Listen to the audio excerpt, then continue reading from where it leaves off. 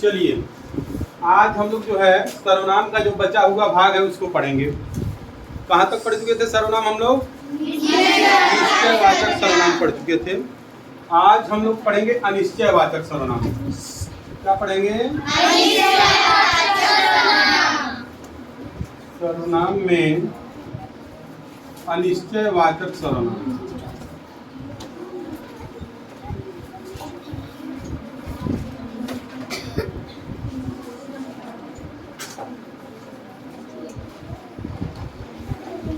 जब अनिश्चयवाचक सर्वनाम हम लोग पढ़ लेंगे तो निश्चयवाचक जो सर्वनाम में थोड़ी बहुत आप लोगों की कमी रह गई होगी वो पूरी तरीके से समझ में आ जाएगी। ठीक है, इसका जो डिफिनीशन होता है, परिभाषा होती है, वो होता है जब किसी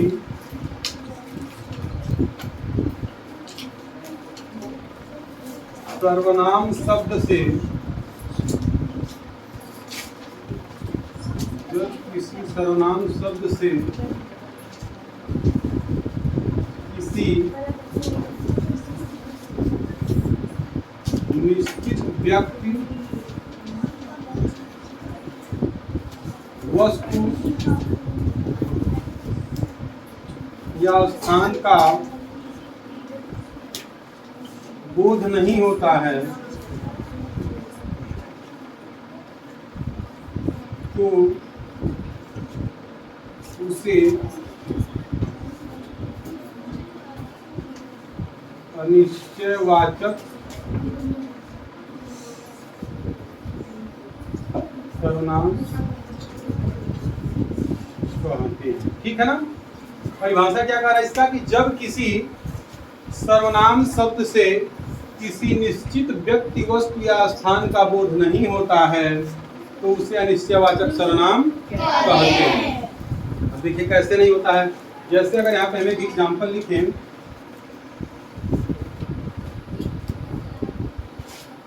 बाहर कोई आया है। एक सेंटेंस हमने यहाँ पे लिख दिया, बाहर कोई आया है। तो कोई शब्द जो है ये किसी व्यक्ति का हमको बोध करा रहा है कि नहीं करा रहा है?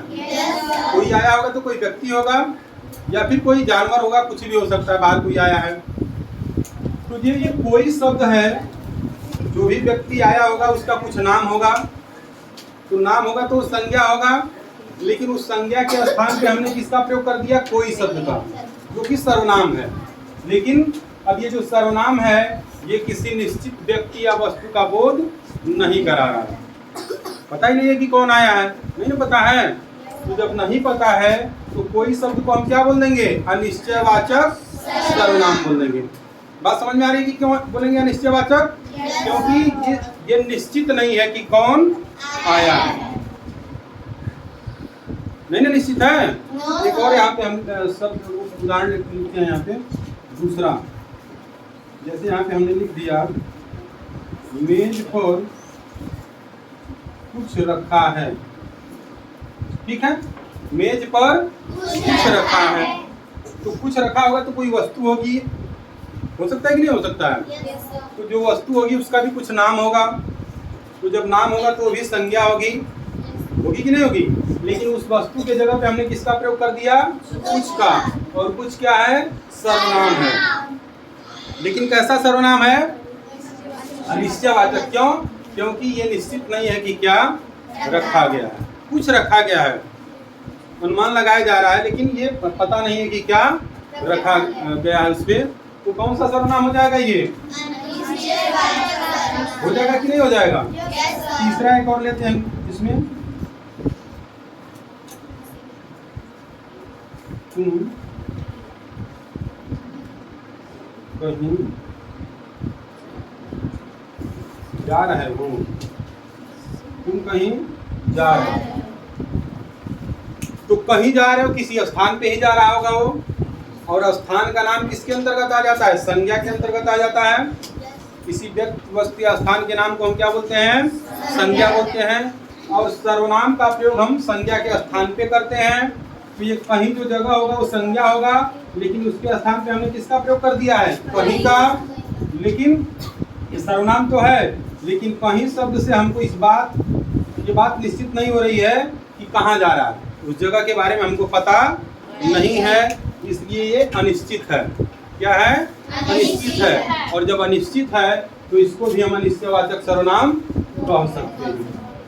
कह सकते हैं कि नहीं कह सकते हैं? तो अब आप लोगों को मिल गया, यहाँ पे क्या मिल गया? व्यक्ति। क्या मिल गया? व्यक्ति। यहाँ पे क्या मिल गया? वस्तु। क्या मिल गया? वस्तु। और यहाँ पे क्या मिल गया? स्थान।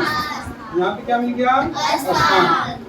लेकिन ये जो व्यक्ति है, वस्तु है, ये स्थान है, ये निश्चित नहीं है। और ये परिभाषा वही तो कर रही है कि जब किसी सर्वनाम शब्द से किसी निश्चित व्यक्ति, वस्तु या स्थान का बोध नहीं होता है तो उसे अनिश्चयवाचक सर्वनाम कहते हैं। अब ये किसी निश्चित व्यक्ति का बोध यहाँ पे नहीं हो रहा है, किसी निश्चित वस्तु का बोध यहाँ पे नहीं हो रहा है, और किसी निश्चित स्थान का बोध यहाँ पे नहीं हो रहा है। इसलिए कोई कुछ कहीं इस तरीके के शब्द अगर आ जाएंगे तो वो अनिश्चयवाचक सर्वनाम के अंतर्गत आएंगे। बात समझ में आ गई सबको? अब अनिश्चयवाचक सर्वनाम क्या होता है जान गए सभी लोग? किसी को कोई दिक्कत? दिक्कत हो तो पूछ सकते हैं आप लोग। तो आगे बढ़ा जाए? चलिए।